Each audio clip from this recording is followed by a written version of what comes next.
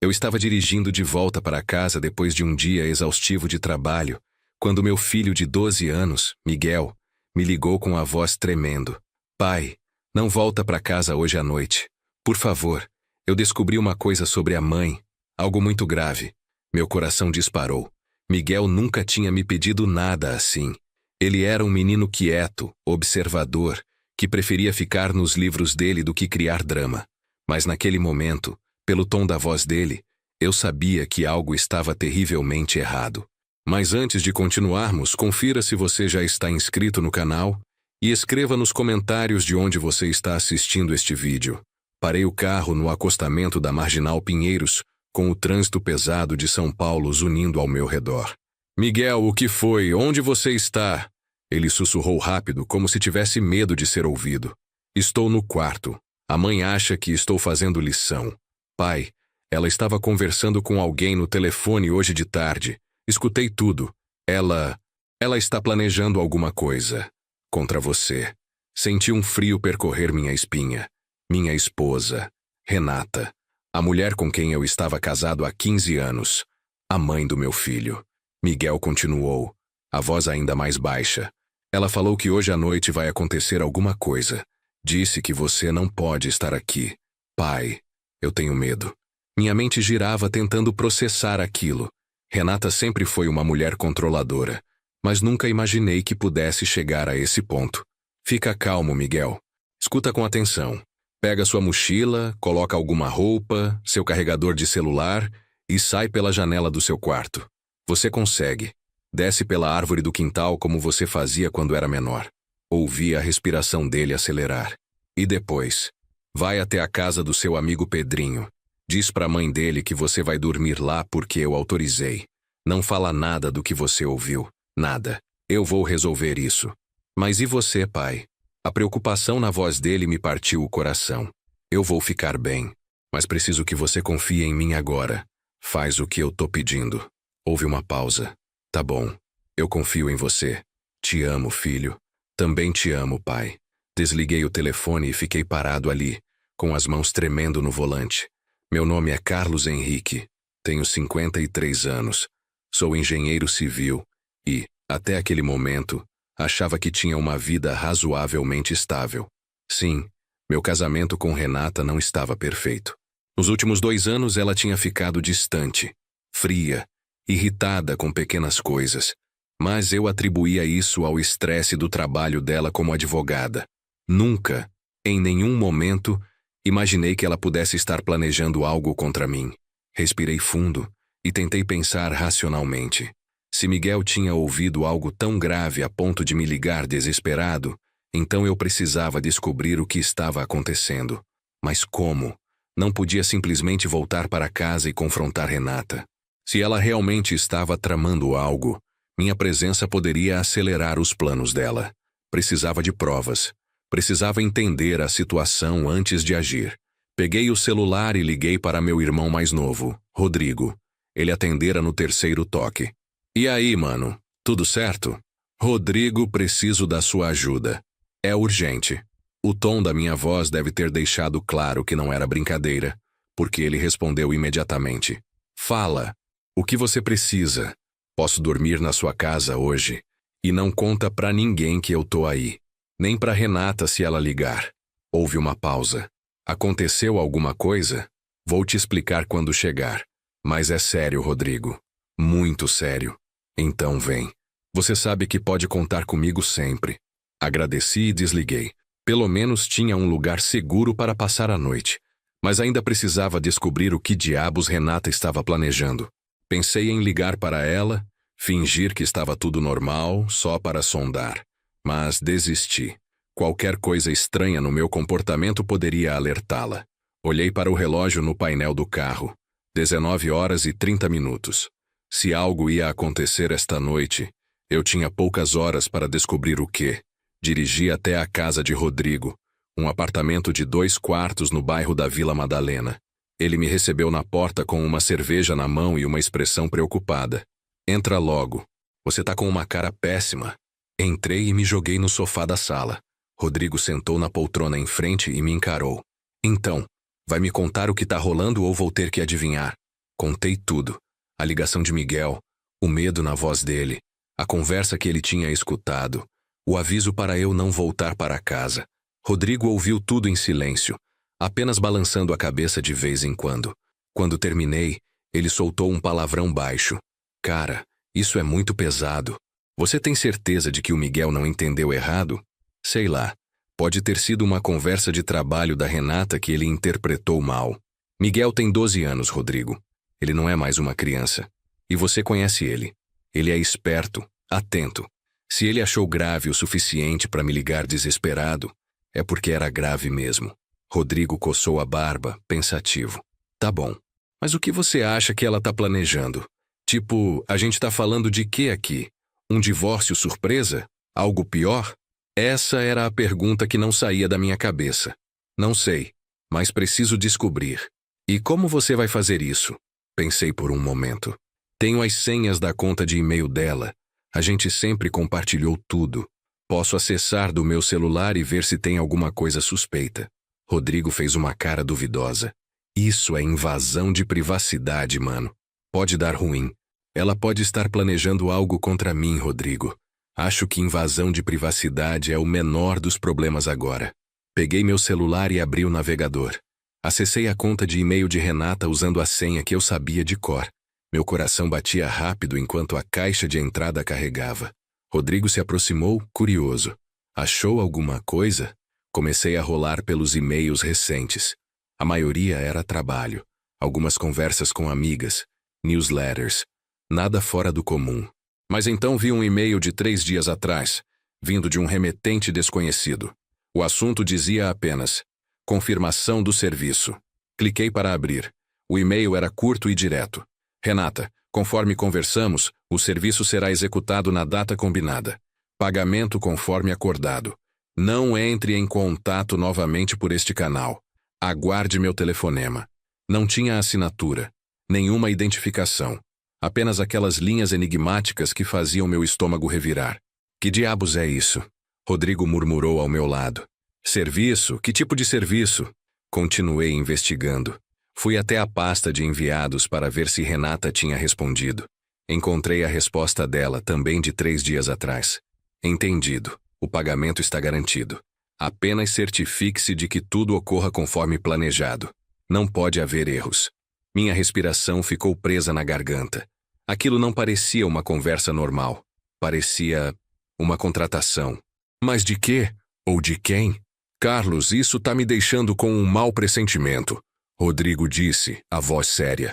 Você precisa ir na polícia. E dizer o quê?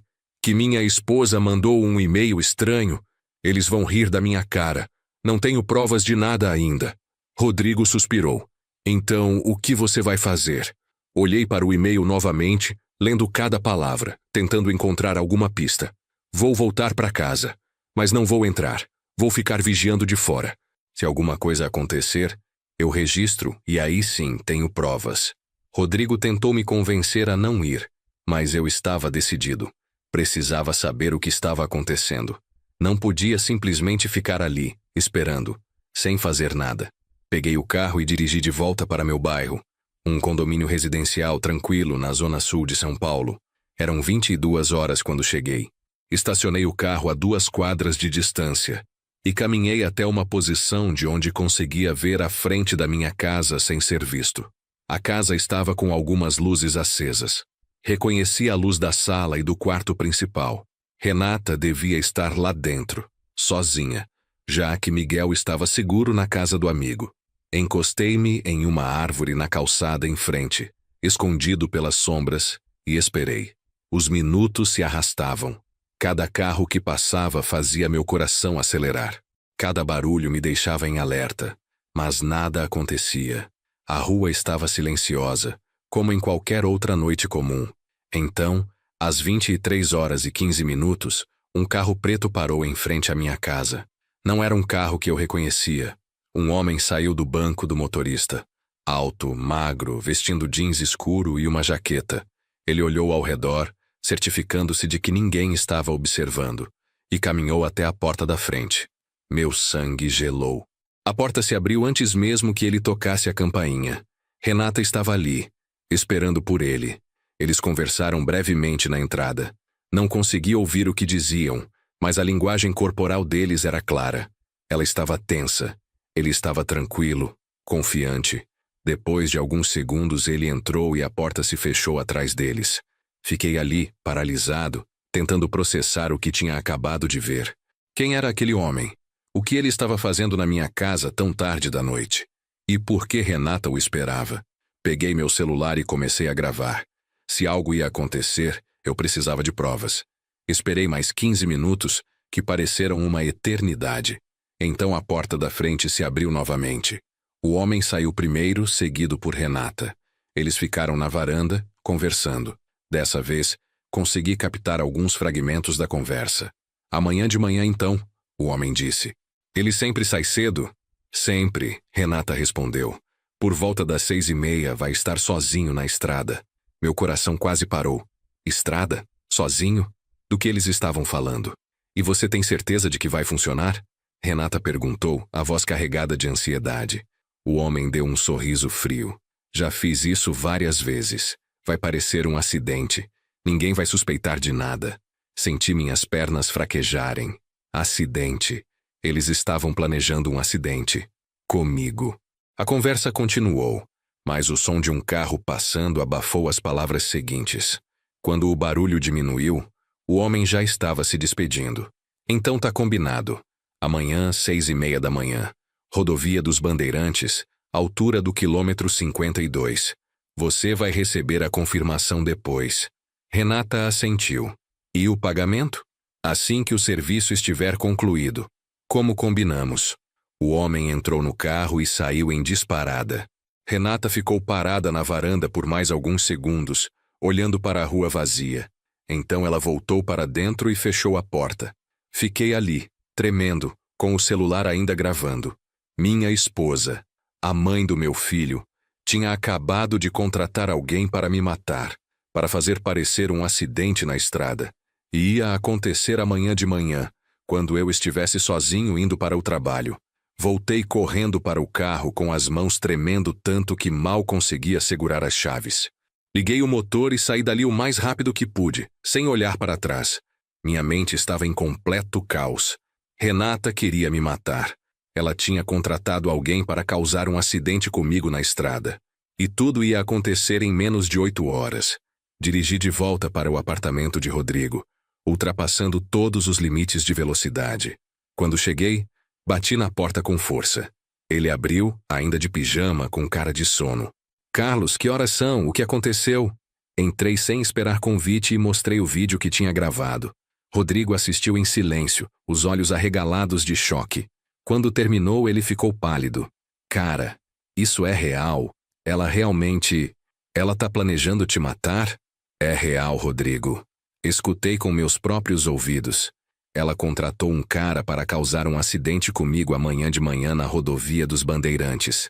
Rodrigo passou a mão pelo cabelo, claramente em pânico. Você precisa ligar para a polícia agora. Isso é tentativa de homicídio. Ela vai ser presa. Eu sei. Mas preciso fazer isso direito. Se eu simplesmente ligar para a polícia agora, ela pode negar tudo. Pode dizer que o vídeo foi editado, que eu inventei a história. Preciso de mais provas. Mais provas? Carlos, você tem a conversa dela gravada. Isso não é suficiente? O áudio não tá muito claro. Preciso de algo mais concreto.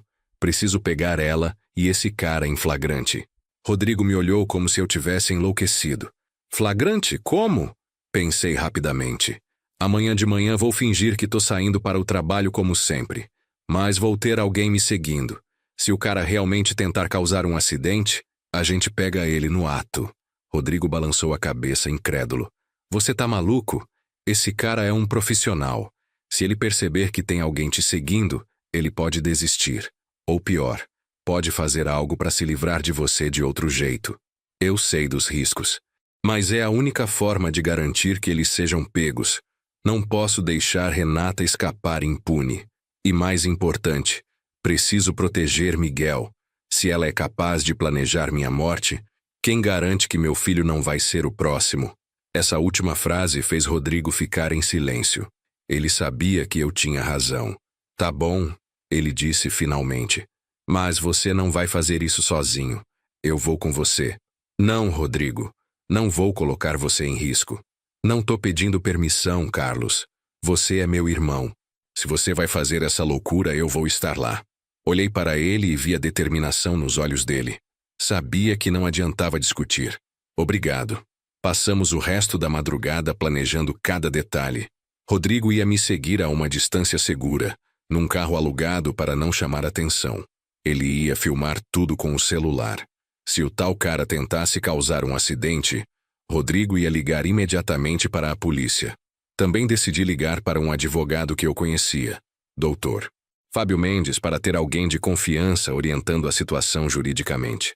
Às 5 horas da manhã, liguei para o Dr. Fábio. Ele atendeu com a voz rouca de sono. Carlos, que horas são? Desculpa acordar você, Dr. Fábio, mas preciso da sua ajuda urgente. Expliquei toda a situação, desde a ligação de Miguel até o vídeo que gravei. Dr. Fábio ficou em silêncio por um longo momento. Carlos, isso é muito grave. Você precisa ir na delegacia agora. Eu sei, mas antes preciso pegar eles em flagrante. Posso contar com você? Dr. Fábio hesitou, mas acabou concordando. Tá bom, vou estar de prontidão. Qualquer coisa você me liga. E Carlos, tome muito cuidado. Essa gente não brinca. Agradeci e desliguei. Rodrigo já estava pronto, com o carro alugado estacionado na garagem do prédio. Olhei para o relógio. 5h40 da manhã. Em menos de 1 hora eu estaria na estrada, provavelmente sendo alvo de um assassino profissional. Mas não podia demonstrar medo. Precisava parecer que tudo estava normal. Liguei para Renata. Ela atendeu no segundo toque, a voz falsa de preocupação. Carlos, onde você está? Não voltou para casa ontem. Tive que resolver um problema urgente no escritório. Acabei dormindo lá. Desculpa não ter avisado. Podia ouvir o alívio na voz dela. Ah, tudo bem. Você tá voltando agora? Vou passar em casa rapidinho para tomar banho e depois vou direto pro escritório. Tenho uma reunião importante hoje de manhã. Certo. Te vejo em casa então. Até já. Desliguei e olhei para Rodrigo. Vamos nessa. Saímos do apartamento e entramos nos carros. Eu no meu, Rodrigo no carro alugado. Dirigi até minha casa, com o coração batendo forte no peito. Quando cheguei, Renata estava na porta esperando. Ela me cumprimentou com um beijo no rosto, tão natural que por um segundo quase duvidei de tudo. Mas então lembrei do vídeo, das palavras dela, do que ela tinha planejado. Tomei banho rápido, me vesti e peguei a pasta do trabalho. Renata estava na cozinha preparando café. Você quer comer alguma coisa antes de sair? Não, obrigado. Tô sem fome. Ela sorriu. Aquele sorriso falso que eu agora reconhecia perfeitamente. Então dirige com cuidado, tá? A estrada tá perigosa essa semana. Teve vários acidentes. Senti um frio na espinha. Ela estava me preparando, criando a narrativa para quando o acidente acontecesse. Saí de casa às 6h25 da manhã. Exatamente no horário que Renata tinha dito ao homem. Entrei no carro e liguei o motor. Pelo retrovisor, vi Rodrigo estacionado 3 carros atrás. Ele fez um sinal discreto com a cabeça.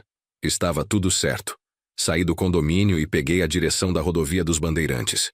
O trânsito estava leve, típico de um sábado de manhã. Poucos carros na pista. O que facilitava o trabalho de quem queria causar um acidente sem testemunhas. Meu celular tocou. Era Rodrigo. Carlos, tem um carro cinza que tá te seguindo desde que você saiu do condomínio. Acho que é o cara. Olhei pelo retrovisor. Realmente havia um carro cinza. 3 veículos atrás de mim. Não conseguia ver o motorista direito, mas o carro mantinha uma distância constante. Tô vendo. Continua filmando tudo. Pode deixar. E cara, se a situação ficar feia, você freia e sai da pista. Não tenta ser herói. Entendido. Continuei dirigindo, tentando manter a calma. A rodovia estava ficando mais vazia à medida que me afastava da cidade. Olhei para o velocímetro do painel. Quilômetro 48. Estava chegando perto do ponto que o homem tinha mencionado. Quilômetro 52. Meu estômago se revirou. Era agora. O carro cinza começou a acelerar. Estava ficando mais próximo. Minha respiração acelerou. Rodrigo, ele tá se aproximando. Eu sei, tô vendo. Fica calmo. O carro cinza agora estava logo atrás de mim. Podia ver o motorista pelo retrovisor. Era ele. O mesmo homem que tinha ido à minha casa na noite anterior. Ele me olhou através do vidro e fez um gesto com a mão. Um gesto que parecia casual, mas que me fez entender suas intenções. Ele ia me tirar da estrada. O carro cinza acelerou de repente e veio direto na minha direção, tentando me empurrar para o acostamento. Desviei no último segundo, sentindo o coração quase sair pela boca. Rodrigo, ele tentou me tirar da pista. Eu vi. Continua desviando. Já liguei para a polícia. Eles estão vindo. O homem tentou novamente. Dessa vez ele bateu de leve na traseira do meu carro, fazendo-o derrapar. Lutei com o volante, tentando manter o controle. Se eu perdesse o controle agora, era o fim. O carro ia capotar, explodir, e Renata ia conseguir o que queria. Mais uma tentativa. Ele acelerou pela lateral esquerda, tentando me forçar contra a barreira de proteção da rodovia. Freiei bruscamente, fazendo-o passar reto. Ele também freou, voltando para trás de mim. A situação estava ficando desesperadora. Carlos, sai da rodovia. Entra no acostamento. Rodrigo gritou pelo telefone. Obedeci. Pisei no freio e virei para o acostamento, derrapando na terra. O carro cinza me seguiu, determinado a terminar o serviço. Mas então, do nada, sirenes. A polícia. 2 viaturas apareceram na pista, vindo em alta velocidade. O homem no carro cinza percebeu e congelou por um segundo. Então ele fez a única coisa que podia fazer. Fugiu. As viaturas foram atrás dele. Uma delas parou ao meu lado. 2 policiais saíram correndo. O senhor está bem? Um deles perguntou, a mão no colete. Estou, mas precisam pegar aquele cara. Ele tentou me matar. Já tem uma viatura indo atrás dele. O senhor pode descrever o que aconteceu? Contei tudo, com a voz ainda tremendo de adrenalina. O policial anotou cada palavra com expressão séria. Rodrigo chegou logo em seguida com o celular ainda gravando. Tenho tudo filmado, Rodrigo disse mostrando o celular para os policiais. Ele tentou tirar meu irmão da estrada 3 vezes. Foi tentativa de homicídio. O policial pegou o celular e assistiu ao vídeo. Sua expressão ficou ainda mais grave. Vocês vão ter que vir até a delegacia prestar depoimento formal. E precisamos entender o contexto disso tudo. Por que alguém tentaria matar o senhor? Respirei fundo. Era hora de contar tudo. Na delegacia contei a história inteira. A ligação de Miguel, os e-mails estranhos, o vídeo que gravei na noite anterior, a conversa entre Renata e o homem. Coloquei tudo na mesa. Literalmente. O delegado, um homem de meia idade com cabelos grisalhos e olhar cansado, ouviu tudo em silêncio. Quando terminei, ele suspirou fundo. Senhor Carlos, isso é uma acusação muito séria. A senhora Renata é advogada, correto? Sim, mas isso não muda o fato de que ela tentou me matar. Eu entendo, mas precisamos de provas concretas. Os vídeos ajudam, mas precisamos prender o executor e fazer ele confessar que foi contratado por ela. E quanto tempo isso vai demorar? Enquanto isso, ela tá livre, sabendo que eu tô vivo. E meu filho tá em perigo.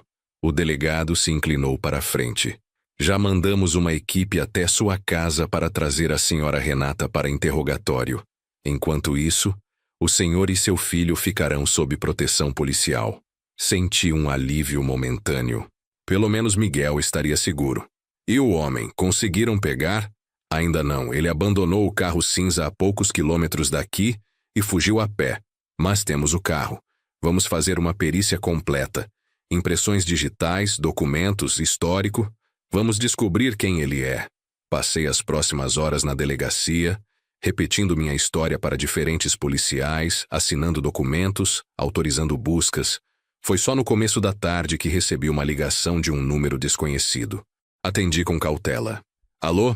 Carlos Henrique? Era uma voz feminina, formal. Sim, quem fala? Aqui é a doutora Paula Andrade, da Promotoria de Justiça. Estou cuidando do seu caso. Precisamos conversar. Pode falar. Sua esposa Renata foi trazida para interrogatório há 2 horas. Ela está negando tudo. Diz que não conhece o homem do vídeo, que nunca contratou ninguém e que você está inventando tudo porque quer o divórcio. Senti a raiva subir. Claro que ela ia negar. Mas eu tenho provas. Os vídeos, os e-mails, a tentativa de homicídio na rodovia. Eu sei. E são provas fortes. Mas sem o executor confessando que foi contratado por ela, vai ser difícil conseguir uma condenação. O advogado dela já está alegando que os vídeos foram editados, que os e-mails são falsos, que o incidente na rodovia foi um motorista aleatório tentando assaltar você. Isso é ridículo. Eu sei que é, mas juridicamente precisamos de mais. Por isso preciso que você autorize algumas medidas. Interceptação telefônica, quebra de sigilo bancário, busca e apreensão na casa dela. Com essas medidas podemos encontrar o rastro do dinheiro, as conversas, tudo o que precisamos para fechar o caso. Não hesitei. Autorizo tudo. Faça o que for necessário. Ótimo, vou preparar os mandados. Enquanto isso, mantenha a distância dela. Não tente contato, não responda mensagens. Qualquer interação pode ser usada contra você no processo. Entendido. Desliguei e olhei para Rodrigo, que estava sentado ao meu lado. E agora? Ele perguntou. Agora a gente espera e protege o Miguel. Meu filho. Desde que tudo tinha começado, ele estava seguro na casa do amigo, mas não podia ficar lá para sempre. Precisava trazê-lo para perto de mim. Liguei para a mãe do Pedrinho, Luciana, uma mulher simpática que sempre foi muito atenciosa com Miguel. Ela atendeu no segundo toque. Carlos, tudo bem? O Miguel tá aqui, ele tá ótimo. Mas fiquei preocupada quando você ligou ontem dizendo que ele ia dormir aqui sem avisar antes. Desculpa, Luciana. Foi uma emergência. Mas agora preciso buscar ele. Pode colocar ele no telefone? Claro, só um segundo. Ouvi ela chamando Miguel. Depois a voz do meu filho, ainda um pouco tímida. Pai! Oi, filho. Tudo bem com você? Tô bem, mas tô preocupado. O que aconteceu? Você tá bem? Minha voz falhou um pouco. Tô bem, Miguel. E você fez a coisa certa ao me avisar. Você me salvou. Houve uma pausa. Então era verdade? A mãe realmente estava planejando alguma coisa? Fechei os olhos tentando encontrar as palavras certas. Como você explica para uma criança de 12 anos que a mãe dela tentou matar o pai? Sim, Miguel, era verdade. Mas agora tá tudo sob controle. A polícia tá cuidando de tudo. E eu vou te buscar agora. Tá bom? Tá, pai. Sim, eu tenho medo da mãe. Meu coração partiu. Eu sei, filho. Mas você não precisa ter medo. Vou te proteger. Sempre. Fui buscar Miguel na casa de Luciana. Quando cheguei, ela me chamou para um canto longe das crianças. Carlos, não quero ser intrometida, mas percebi que algo muito sério aconteceu. O Miguel não quis me contar nada, mas dá para ver que ele tá assustado. Se você precisar de qualquer coisa, pode contar comigo. Agradeci, genuinamente tocado pela solidariedade dela. Miguel veio correndo quando me viu e me abraçou forte. Vamos para casa, pai? Ele perguntou, esperançoso. Não vamos voltar para nossa casa ainda, filho. Vamos ficar uns dias na casa do tio Rodrigo. Vai ser tipo umas férias. Ele não pareceu convencido, mas não questionou. No caminho para o apartamento de Rodrigo, expliquei a Miguel, em termos que ele pudesse entender, o que tinha acontecido. Que a mãe dele tinha feito uma escolha muito errada, mas que a polícia estava cuidando de tudo. Miguel ficou quieto durante toda a explicação, olhando pela janela. Quando terminei, ele finalmente falou. Pai, eu ouvi ela falando no telefone. Ela disse coisas muito ruins, que você atrapalhava os planos dela, que você era um problema que precisava ser resolvido. As palavras saíram rápidas, como se ele estivesse guardando aquilo há muito tempo. Fiquei com muito medo. Não sabia o que fazer, por isso te liguei. E você fez certo, Miguel. Você foi muito corajoso. Mas agora, o que vai acontecer com a mãe? Suspirei. Ela vai ter que responder pelo que fez. Pode ser que ela vá para a prisão. Ele assentiu devagar, processando a informação. E eu vou ter que morar com ela? Não. Você vai ficar comigo. Sempre. Isso pareceu acalmá-lo um pouco. Quando chegamos ao apartamento de Rodrigo, ele nos recebeu com um sorriso forçado, tentando aliviar a tensão. Miguel foi direto para o quarto de hóspedes que Rodrigo tinha preparado para ele. Fechou a porta e ficou lá por horas. Rodrigo e eu ficamos na sala, em silêncio. Como você tá? Rodrigo perguntou finalmente. Sinceramente, não sei. Parte de mim ainda não acredita que tudo isso está acontecendo. A mulher com quem eu dividi 15 anos da minha vida tentou me matar. Como eu processo isso? Ninguém espera processar algo assim, mano. Só vai acontecendo dia após dia, até que um dia você olha para trás e percebe que sobreviveu. Assenti, mas não disse nada. A verdade é que eu não sabia se ia sobreviver. Não fisicamente, mas emocionalmente. Como você confia em alguém novamente depois de algo assim? Como você olha para o seu filho e não sente culpa por ele ter perdido a mãe por causa das suas escolhas? 3 dias depois, recebi uma ligação da doutora Paula Andrade. Carlos, temos novidades. Conseguimos rastrear o dinheiro. Renata fez uma transferência de R$50 mil para uma conta offshore 2 semanas atrás. A conta pertence a um homem chamado Márcio Tavares, com histórico criminal de homicídio, extorsão e outros crimes violentos. Senti um arrepio. Esse é o homem que tentou me matar? Acreditamos que sim. Estamos trabalhando com a Interpol para localizá-lo. Ele fugiu do país logo após o incidente na rodovia. E Renata? Ela ainda está negando tudo? Sim, mas com essas novas provas, o juiz decretou a prisão preventiva dela. Ela vai ficar detida até o julgamento. Fechei os olhos, sentindo um misto de alívio e tristeza. Alívio porque ela não podia mais me fazer mal. Tristeza porque, no fundo, uma parte de mim ainda não queria acreditar que tinha chegado a esse ponto. Obrigado, doutora Paula. Não precisa agradecer. Só estou fazendo meu trabalho, mas, Carlos, preciso que você se prepare. O julgamento vai ser difícil. A defesa dela vai tentar destruir sua credibilidade, alegar que você é um marido violento, que inventou tudo para ficar com a guarda do filho. Vai ser feio. Eu aguento. Só quero justiça. E você vai ter.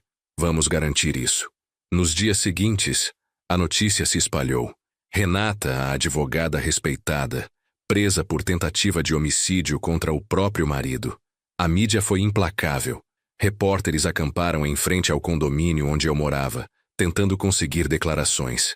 Amigos e conhecidos ligavam, alguns oferecendo apoio, outros apenas curiosos. Foi um pesadelo. Miguel felizmente estava protegido. Rodrigo não deixava ninguém saber onde estávamos, mas eu via o peso nos ombros dele. Via como ele ficava mais quieto, mais introspectivo.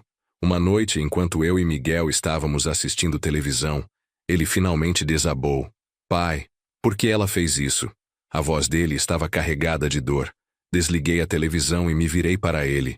Não sei, filho. As pessoas às vezes fazem coisas que a gente não consegue entender. Às vezes elas mudam. Ou talvez sempre foram assim e a gente não percebeu. Mas ela é minha mãe. Como uma mãe pode querer fazer mal para o pai do filho dela? Era uma pergunta que eu não tinha resposta. Às vezes as pessoas se perdem, Miguel.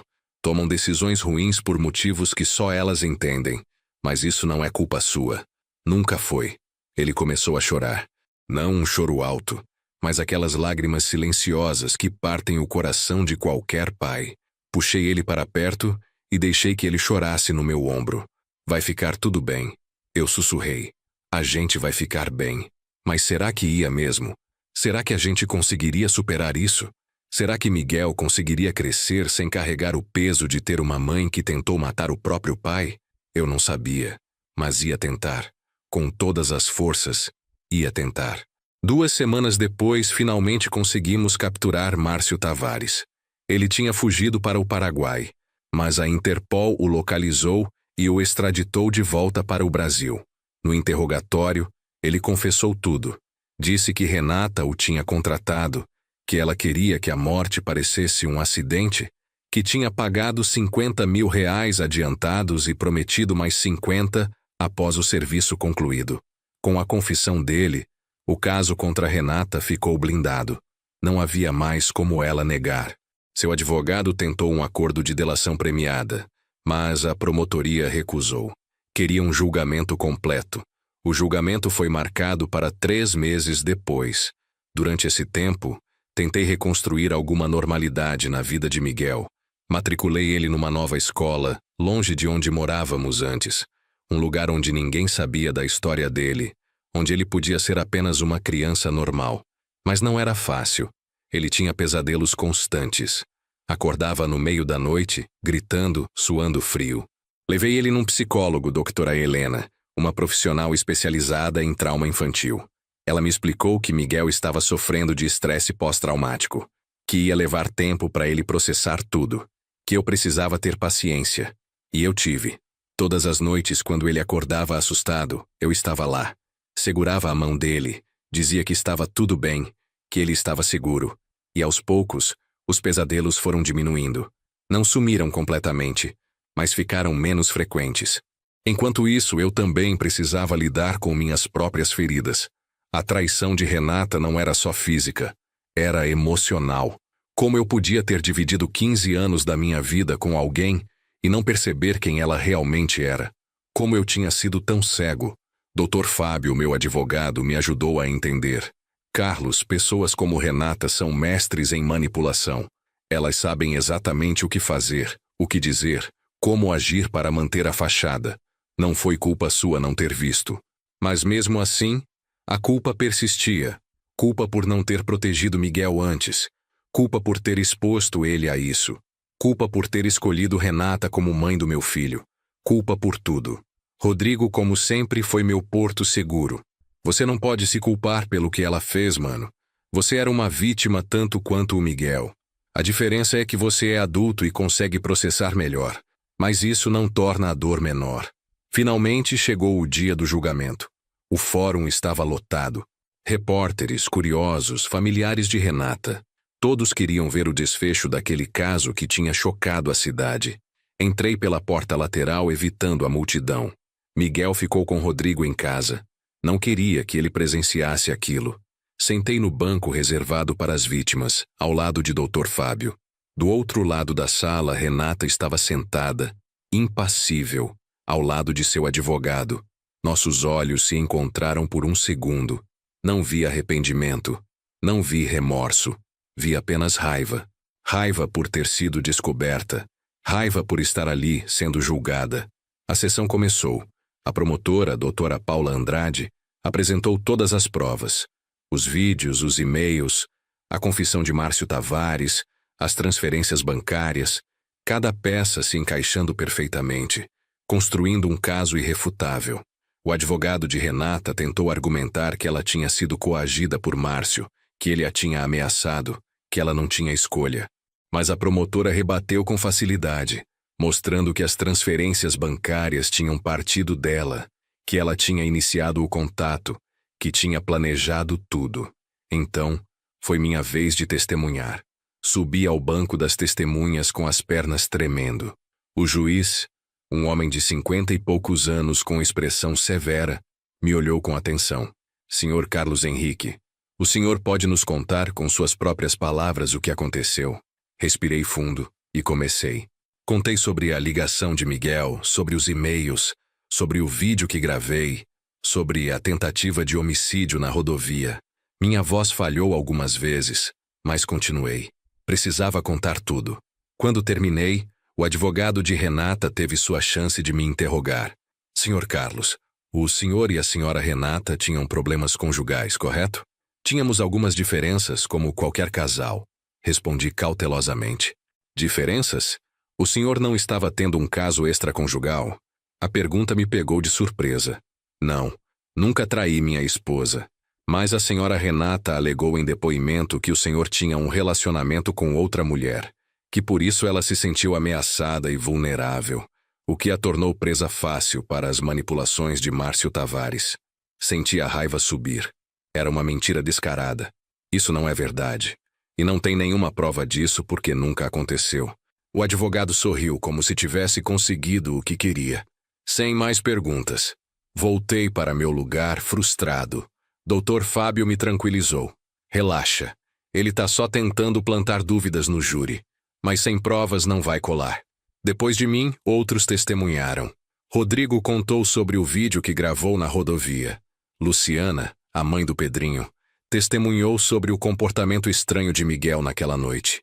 E, finalmente, Márcio Tavares foi chamado. Ele entrou algemado, escoltado por 2 policiais. Era um homem grande, intimidador, com cicatrizes no rosto. Sentou-se no banco das testemunhas e olhou diretamente para Renata. Ela desviou o olhar. O promotor começou. Senhor Márcio Tavares. O senhor conhece a Renata Silva Henrique? Conheço. Como se conheceram? Ela me procurou. Disse que precisava de um serviço. Um serviço específico. E que serviço era esse? Márcio não hesitou. Ela queria que eu matasse o marido dela.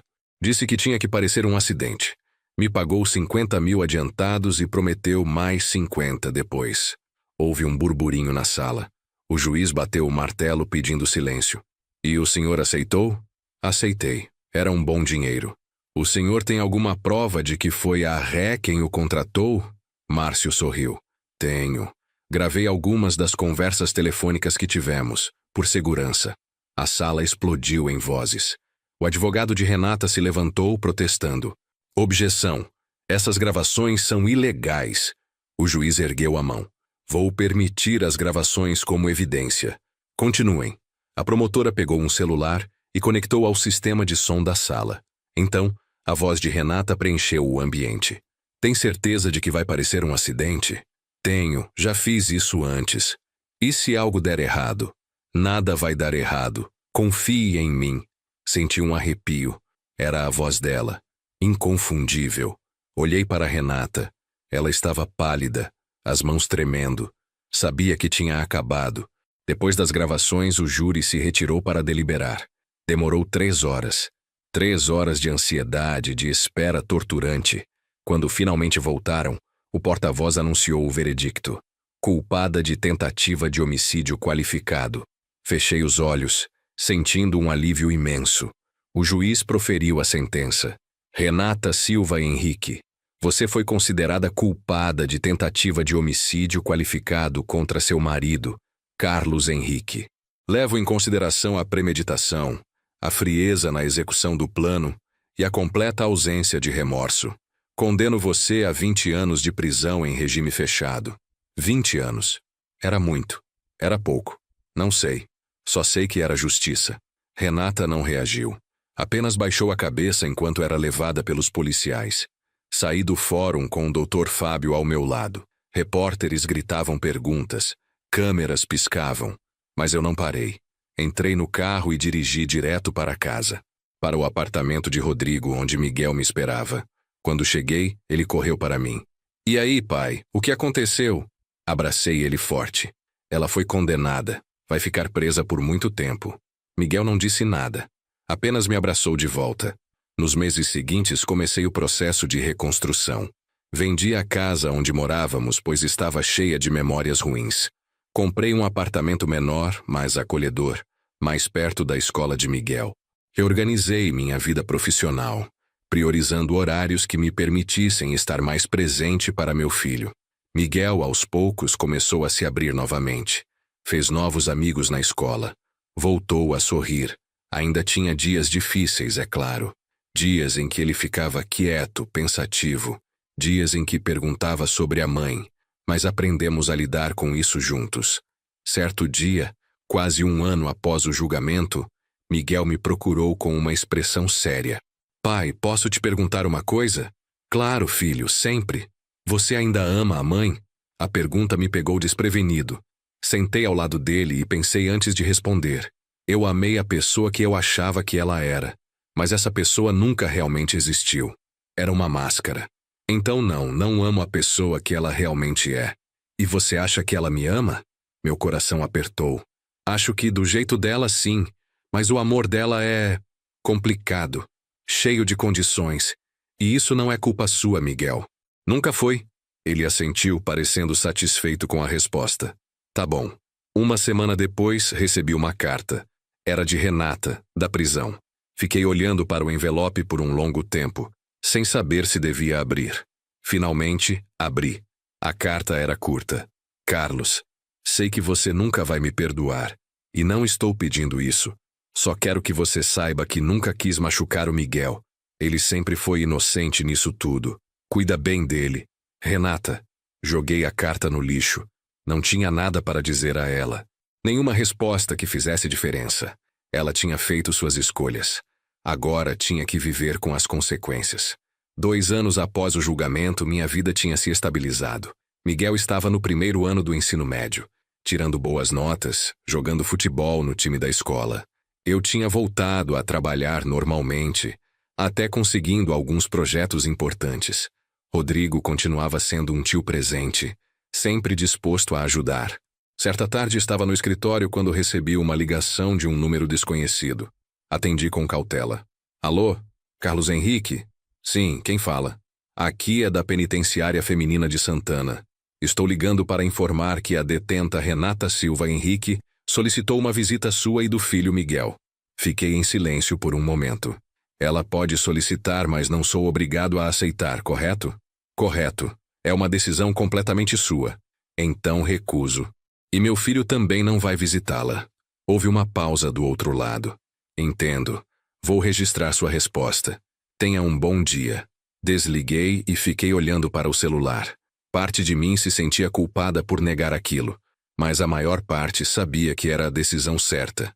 Miguel não precisava daquela confusão na vida dele agora que estava finalmente se recuperando. Quando cheguei em casa naquela noite, contei para Miguel sobre a ligação. Ele ficou quieto por um momento. Você acha que eu deveria ir visitar ela? Não vou te obrigar a fazer nada, Miguel. Se você quiser ir, eu te levo. Se não quiser, também tá tudo bem. Ele pensou por um longo momento. Não quero ir. Não agora. Talvez um dia, mas não agora. Então não vai. E tá tudo bem. Ele pareceu aliviado. Mais tarde naquela noite, enquanto eu estava lavando a louça, Miguel veio até a cozinha. Pai, obrigado. Por quê? Por acreditar em mim naquela noite, quando eu te liguei. Se você não tivesse acreditado, deixei a louça de lado e me virei para ele. Sempre vou acreditar em você, Miguel. Sempre. Ele sorriu. E naquele sorriso vi esperança. Vi cura. Vi futuro. 3 anos após o julgamento, recebi uma ligação de Dr. Fábio. Carlos, tenho uma notícia. Renata está solicitando revisão da pena. Alega bom comportamento na prisão e quer redução. Senti meu estômago apertar. E ela pode conseguir? É possível, mas improvável. A condenação foi por um crime grave, com premeditação clara. Dificilmente vão reduzir muito. Mas vão reduzir alguma coisa? Talvez. Uns 2, 3 anos no máximo. Não gostei da notícia, mas não tinha o que fazer. Obrigado por me avisar, Dr. Fábio. De nada. E Carlos, se você precisar de mim para contestar a revisão, é só falar. Vou pensar. Contei para Miguel sobre a possibilidade. Ele estava mais velho agora, quase 15 anos, mais maduro. Se ela sair antes, a gente lida com isso quando acontecer. Ele disse com uma sabedoria além dos anos dele. Agora a gente tá bem. Isso é o que importa. E ele tinha razão. Estávamos bem. Não perfeitos, mas bem. Tínhamos construído uma vida nova, uma rotina saudável. E nada que Renata fizesse ia mudar isso. Mais alguns meses se passaram. Miguel completou 15 anos. Fizemos uma festa simples, só com alguns amigos próximos e família. Rodrigo, como sempre, estava lá, fazendo piadas e tentando envergonhar Miguel. Durante a festa, observei meu filho. Como ele tinha crescido. Como tinha se tornado um jovem forte, apesar de tudo. E me senti orgulhoso. Orgulhoso dele. Orgulhoso de nós. Porque sobrevivemos. Porque não deixamos que aquilo nos destruísse. Naquela noite, depois que todos foram embora, Miguel e eu ficamos na varanda, olhando as estrelas. Pai, você acha que um dia vai conseguir confiar em alguém de novo? Tipo, namorar alguém? A pergunta me pegou de surpresa. Não sei, filho. Sinceramente não sei. Mas também não tô preocupado com isso agora. Tenho você. Tenho meu trabalho. Tenho uma vida boa. Mas você merece ser feliz. Tipo, feliz de verdade.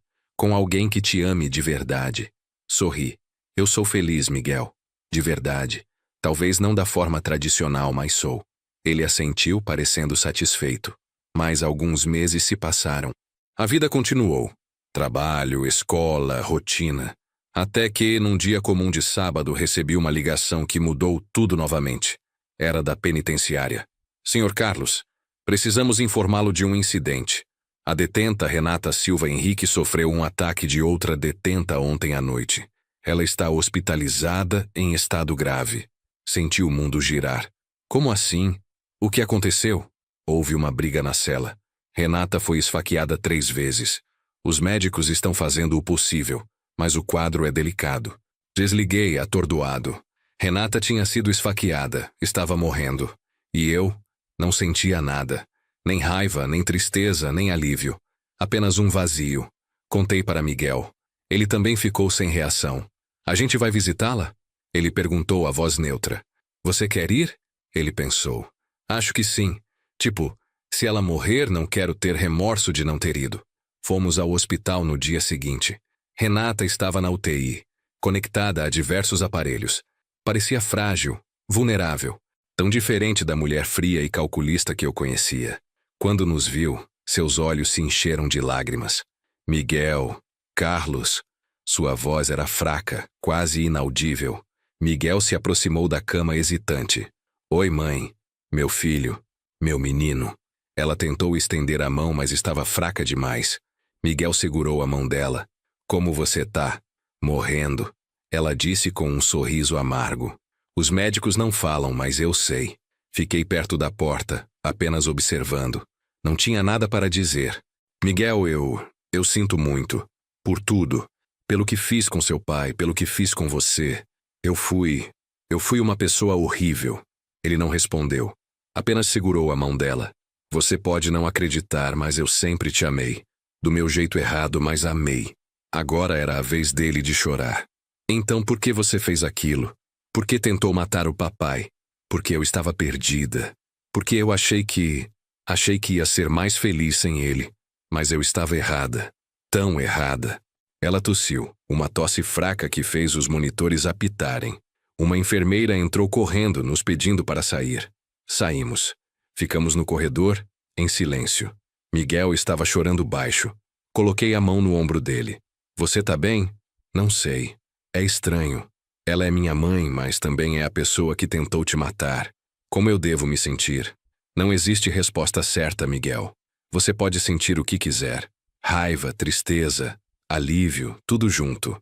Não tem certo ou errado. Ele assentiu, limpando as lágrimas. Renata morreu 2 dias depois, sozinha na UTI, sem ninguém ao lado. A notícia chegou por uma ligação fria da penitenciária. Senhor Carlos, informamos que a detenta Renata Silva Henrique faleceu às 4 horas da manhã. O senhor é o contato de emergência. Precisamos que venha resolver as questões burocráticas. Fui. Resolvi tudo. Assinei papéis, autorizei a cremação, paguei as despesas. Tudo de forma mecânica, sem emoção. O funeral foi pequeno. Apenas eu, Miguel, Rodrigo e alguns parentes distantes de Renata. Ninguém falou muito. Não havia muito o que dizer. Ela tinha vivido e morrido pelas escolhas que fez.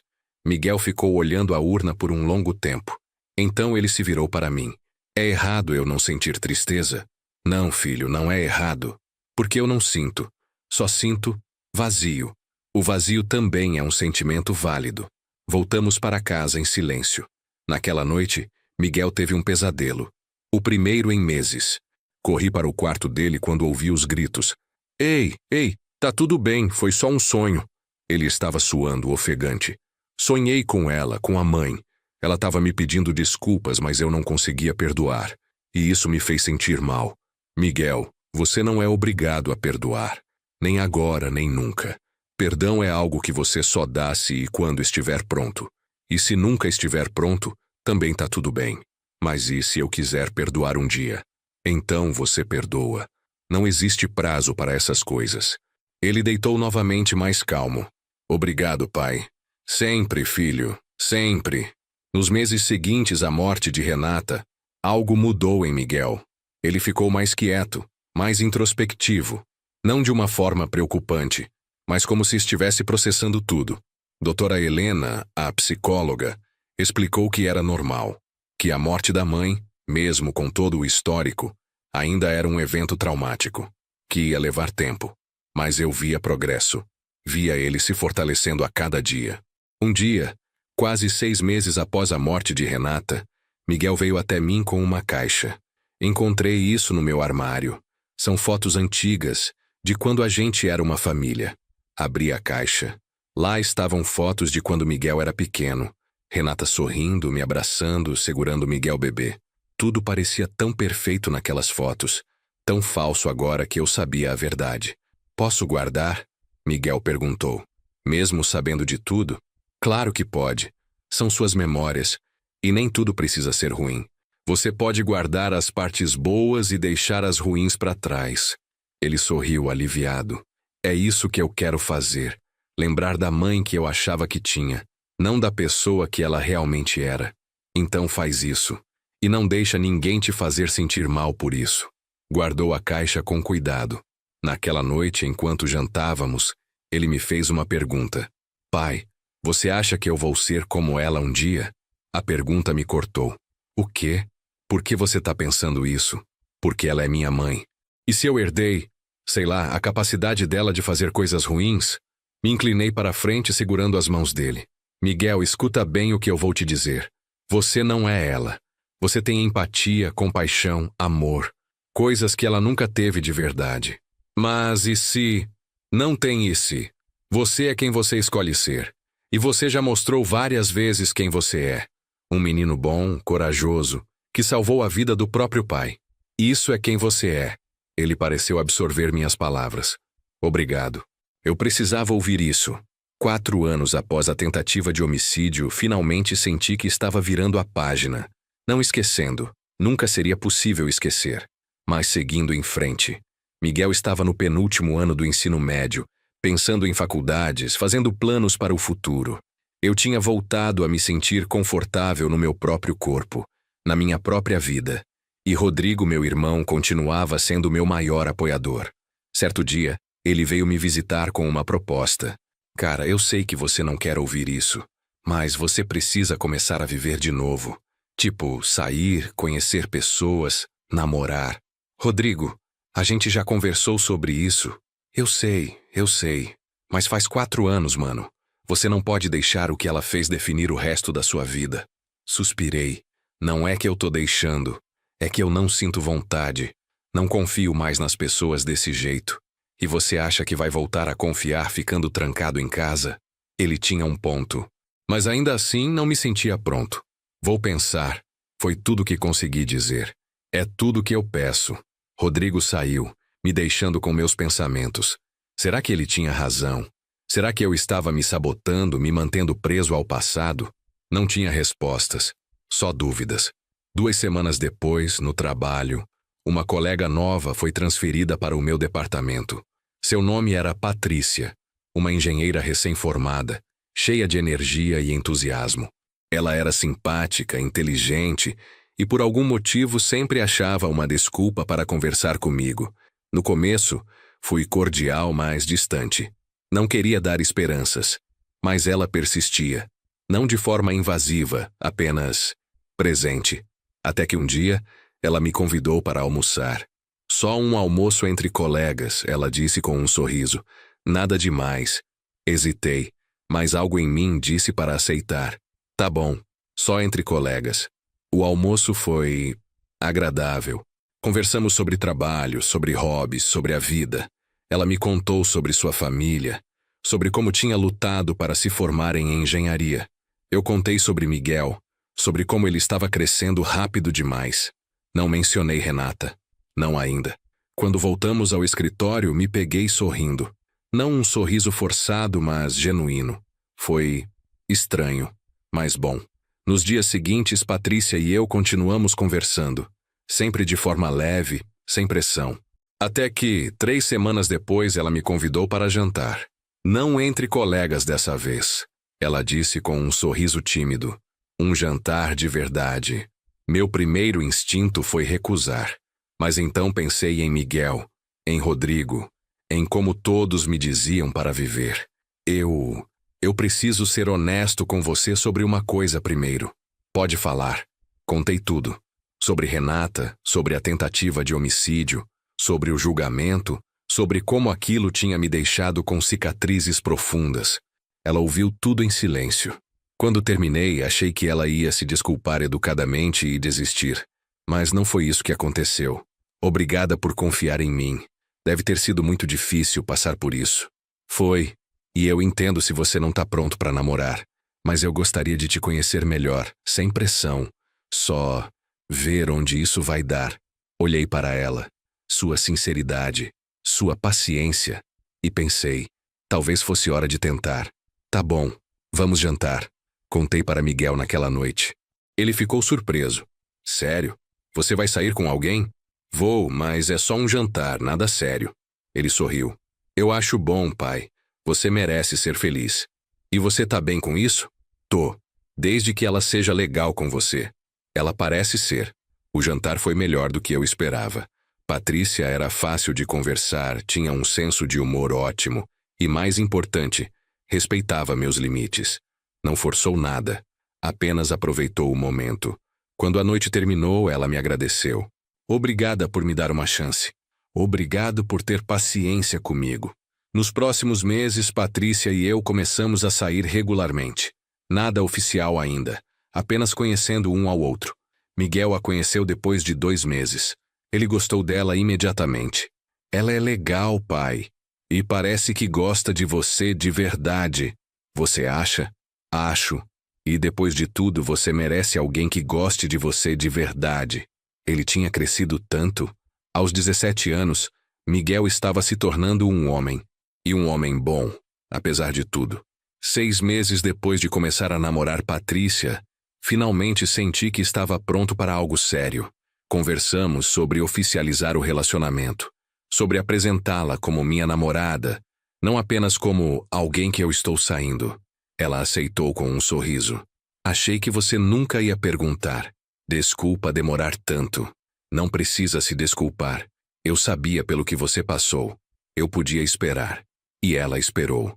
Pacientemente. Sem cobranças. E isso fez toda a diferença. Miguel completou 18 anos. Passou no vestibular para engenharia civil, seguindo meus passos. Eu não poderia estar mais orgulhoso. Na festa de comemoração, ele fez um discurso que me fez chorar. Quero agradecer ao meu pai, por acreditar em mim quando eu mais precisei, por me proteger, por nunca desistir, mesmo quando tudo parecia impossível. Você é meu herói, pai. Abracei ele forte, sem conseguir segurar as lágrimas. Não, Miguel. Você é o meu herói. Você salvou minha vida. A vida continuou.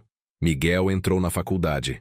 Patrícia e eu nos mudamos juntos para um apartamento maior.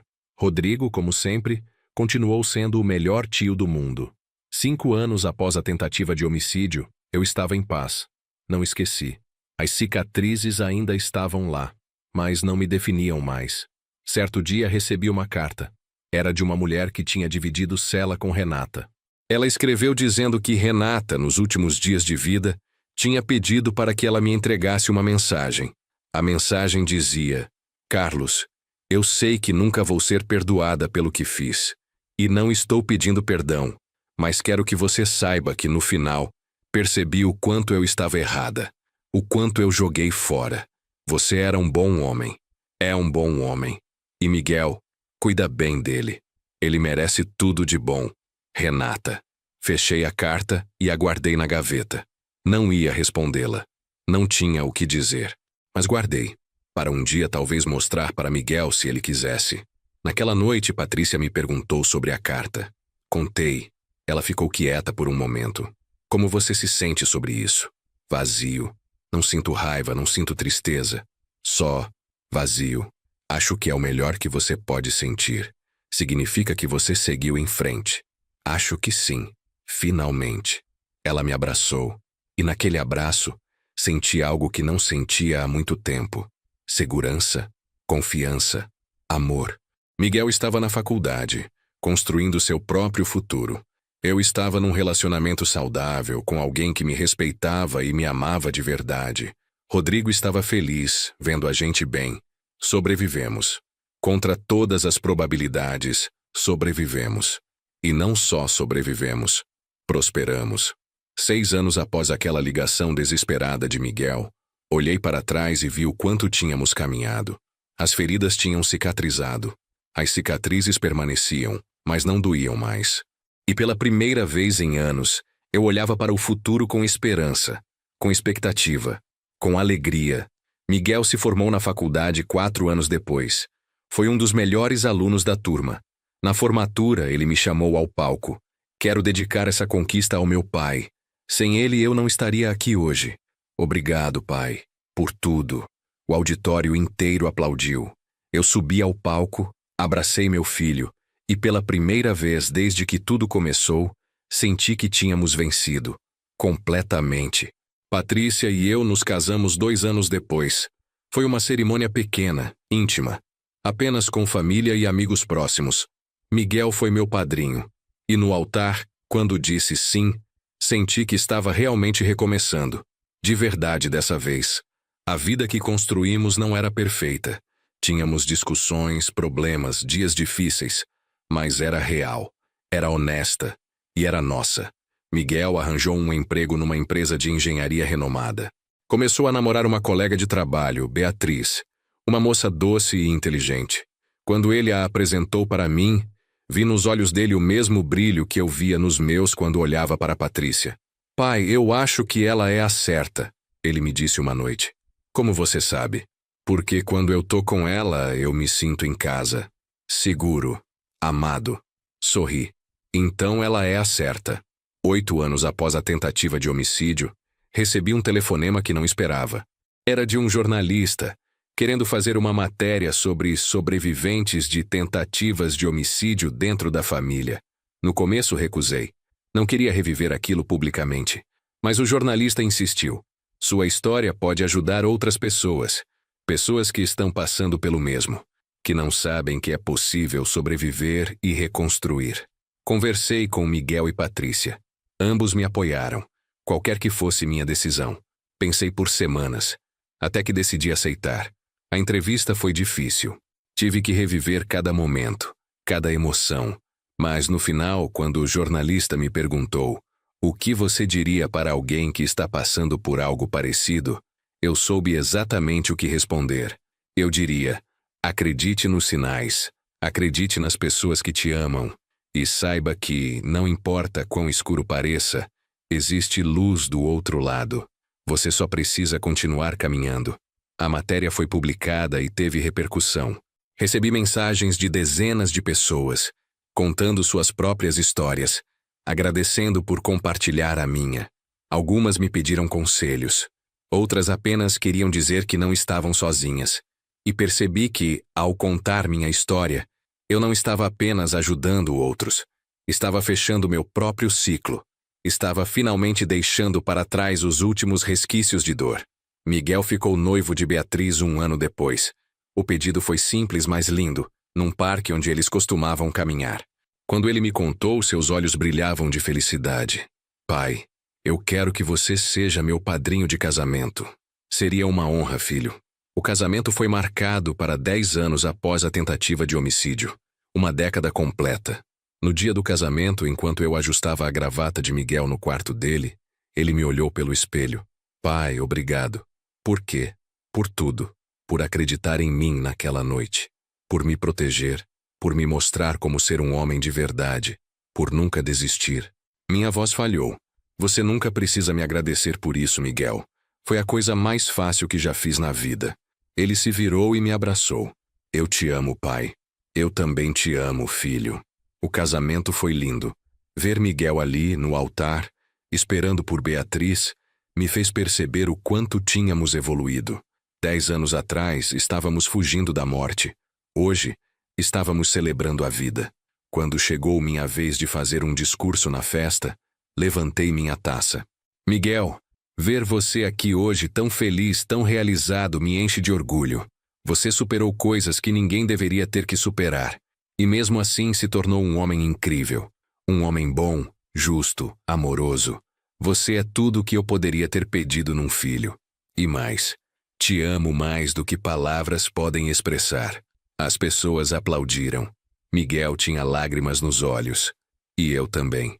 Naquela noite, enquanto a festa continuava, Patrícia veio até mim. Como você tá? Bem. Realmente bem. Pensou nela hoje?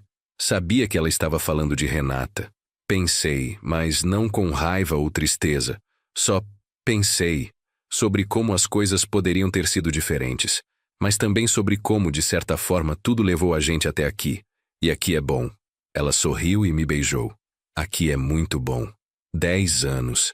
Uma década inteira desde aquela noite em que Miguel me ligou, apavorado, me avisando sobre os planos da mãe. Uma década desde que minha vida quase terminou. E olhando ao redor, vendo meu filho feliz, minha esposa ao meu lado, meus amigos e família celebrando, percebi algo fundamental. Renata tinha tentado me destruir, mas ela falhou. Não só sobrevivi, eu prosperei. Construí uma vida melhor do que a que tinha antes. Uma vida baseada em honestidade, em amor verdadeiro, em confiança real. E essa vida, essa vitória, era a melhor vingança que eu poderia ter. Nos anos seguintes, Miguel e Beatriz tiveram 2 filhos, meus netos. E quando segurava aquelas crianças nos braços, sentia uma gratidão imensa. Gratidão por estar vivo. Gratidão por Miguel ter tido a coragem de me avisar. Gratidão por cada pessoa que me ajudou ao longo do caminho. Meus netos nunca saberiam a história completa. Pelo menos não enquanto fossem pequenos. Mas um dia, quando fossem velhos o suficiente, eu contaria. Contaria para que soubessem de onde viemos. Para que soubessem que não importa quão difícil as coisas fiquem, sempre há uma saída. Miguel se tornou um excelente pai. Atencioso, presente, amoroso. Tudo o que um pai deveria ser. E vendo ele com seus filhos, eu sabia que o ciclo tinha sido quebrado. As feridas de Renata não passaram para a próxima geração. 15 anos após a tentativa de homicídio, recebi um diagnóstico inesperado. Câncer. Estágio inicial tratável, mas ainda assim um choque. Quando contei para Miguel, ele ficou pálido. Pai, você vai ficar bem? Vou sim. Os médicos disseram que peguei cedo. Tem tratamento. Mas vi o medo nos olhos dele, o medo de me perder. Miguel, escuta. Depois de tudo que passamos, um câncer não vai me derrubar. Vou lutar e vou vencer. E lutei. Quimioterapia, radiação, cirurgia. Foi difícil, doloroso. Mas tinha algo que Renata nunca teve. Um motivo real para viver. Miguel, Patrícia, meus netos, eles eram minha força. E 6 meses depois, recebi a notícia que esperava. Carlos, você está em remissão. O câncer foi eliminado. Chorei. De alívio, de alegria, de gratidão. Tinha vencido novamente. Na festa de comemoração que Miguel organizou, olhei ao redor e vi minha família. Toda ela, unida, forte, cheia de amor. E soube que tinha valido a pena. Cada dor, cada luta, cada lágrima. Porque me trouxeram até aqui, até esse momento, com essas pessoas, nessa vida que eu tinha construído das cinzas da anterior. 20 anos após aquela ligação de Miguel, sentei-me para escrever isso tudo, não como terapia, não como desabafo, mas como testemunho. Para quem estiver passando por algo parecido, para quem achar que não tem saída, para quem perdeu a esperança, eu estou aqui para dizer, tem saída. A dor não dura para sempre, as feridas cicatrizam, e do outro lado da escuridão, existe luz, muita luz. Hoje, aos 73 anos, olho para minha vida e vejo vitória. Não porque foi fácil, mas porque foi possível. Porque eu e Miguel escolhemos não deixar que o mal de Renata nos definisse. Escolhemos continuar. Escolhemos viver. E essa escolha dia após dia foi o que nos salvou. Escrevo isso numa tarde de sábado, na varanda da minha casa. Patrícia está na cozinha preparando o jantar. Miguel deve chegar a qualquer momento com Beatriz e as crianças. Rodrigo ligou mais cedo, dizendo que vai trazer a sobremesa. É um dia comum, normal, perfeito na sua simplicidade. E enquanto escrevo essas últimas linhas, ouço o barulho de carro na entrada. É Miguel. Ouço as risadas dos meus netos, o som das suas vozes chamando vovô. E nesse momento, nessa tarde de sábado comum, eu sei, venci, completamente, porque não só sobrevivi ao mal, eu construí uma vida cheia de bem, e nada, absolutamente nada pode me tirar isso. Se você chegou até aqui, até o final dessa história, quero te dizer algo importante. Não importa o que você esteja passando agora, não importa quão escura a situação pareça, sempre há esperança. Sempre há uma saída. Eu sei por que vivi isso. Quando Miguel me ligou naquela noite, achei que minha vida tinha acabado, que não havia como sobreviver àquela traição, àquela tentativa de assassinato. Mas sobrevivi. E não só isso. Construí algo melhor. algo mais forte, algo verdadeiro. Então, se você está num relacionamento abusivo, se você desconfia de algo errado, se alguém que você ama está te alertando sobre perigos, acredite, não ignore os sinais, não espere até que seja tarde demais. Haja, proteja-se, proteja quem você ama, e saiba que, não importa o quão difícil seja recomeçar, vale a pena, porque do outro lado dessa dor, existe uma vida esperando por você, uma vida melhor, mais honesta, mais feliz, uma vida que você merece. Eu encontrei essa vida. Você também pode. E se você está se perguntando se vale a pena confiar novamente, se vale a pena abrir seu coração depois de tanto sofrimento, eu digo, vale. Porque nem todo mundo é como a pessoa que te machucou. Existem pessoas boas no mundo. Pessoas como Patrícia que tiveram paciência comigo. Pessoas como Rodrigo que nunca me abandonaram. Pessoas como o Dr. Fábio e a Dra. Paula que lutaram pela justiça. Pessoas como você que está lendo isso agora e de alguma forma se identificando com minha dor. Vocês não estão sozinhos. E vão sobreviver. Vão prosperar. Vão vencer. E agora, chegando ao verdadeiro final dessa jornada, quero agradecer. Agradecer a Miguel, meu herói, o menino que salvou minha vida com sua coragem. Agradecer a Rodrigo, o irmão que sempre esteve lá. Agradecer a Patrícia que me ensinou a amar e confiar novamente. Agradecer a todos que de alguma forma fizeram parte dessa história. Mas principalmente, quero agradecer a você. Sim, você que está lendo, assistindo, ouvindo. Obrigado por ter dedicado seu tempo para conhecer minha história. Espero que ela tenha tocado você de alguma forma. Espero que tenha te dado força, esperança, ou pelo menos a certeza de que não está sozinho nas suas lutas. Se essa história te impactou, por favor, deixe um comentário abaixo contando onde você está assistindo. Compartilhe com alguém que você acha que precisa ouvir isso. Inscreva-se no canal para mais histórias como essa. Porque histórias importam. Elas nos conectam. Nos lembram que, por mais diferentes que sejamos, compartilhamos as mesmas dores, os mesmos medos, as mesmas esperanças. E ao compartilhar nossas histórias, tornamos o fardo um pouco mais leve. Então, mais uma vez, obrigado. Obrigado por ter ouvido minha história. Obrigado por fazer parte dela. E lembre-se sempre, não importa o quão escura a noite, o amanhecer sempre chega. Carlos Henrique, 53 anos quando tudo começou, 73 quando essa história foi escrita, sobrevivente, pai, avô, e acima de tudo, um homem que se recusou a deixar que o mal vencesse. Esta é minha história. E se você precisa de ajuda, se está passando por algo parecido, não hesite. Peça ajuda. Denuncie. Proteja-se. Porque sua vida vale a pena. Sempre valeu.